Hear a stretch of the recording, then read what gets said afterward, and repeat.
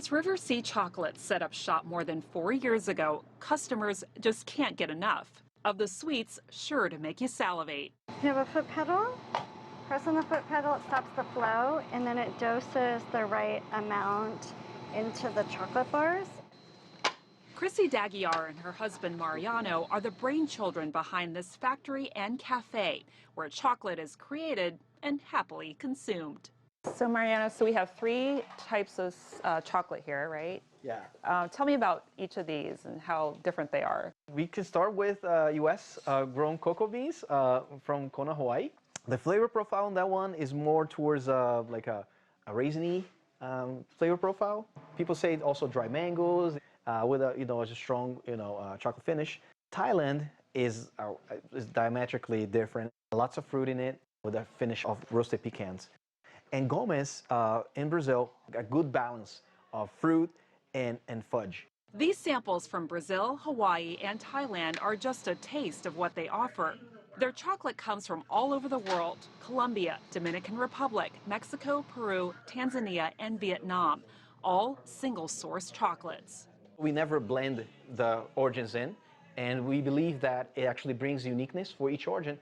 That appreciation for chocolate runs deep for the Daguiars. Without it, Chrissy wouldn't be here today. And basically, her mom, back in the 50s in Romania, she was a prenatal baby. And then the only sort of formula, baby formula that was available was Swiss chocolate.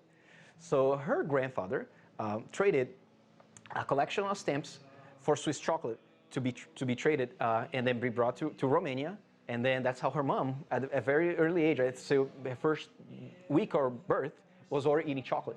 Chocolate also brought the Daguiars together as a couple. They met in northern Brazil in Mariano's hometown in the Amazon rainforest. I was born into it in that sense. Being native of the Amazon, it does become second nature. The area rich in cacao trees.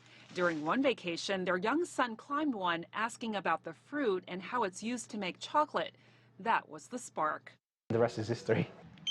The couple would learn and perfect the process of chocolate making and bring those natural riches to Chantilly, Virginia.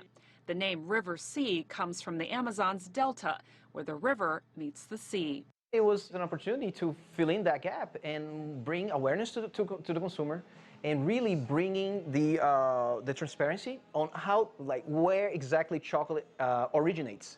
That's not always the case with mass chocolate producers. The industry is notorious for being among the most harmful to the environment. There have been progress made, but it's clearly not enough.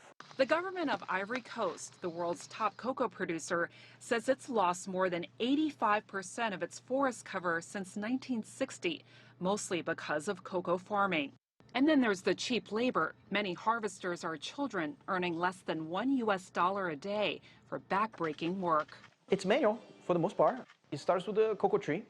That cocoa tree has to be manually removed, the fruit from the cocoa tree, manually chopped with a knife or machete, manually picked on to start, the process, manually added into these bags, and all that has a cost.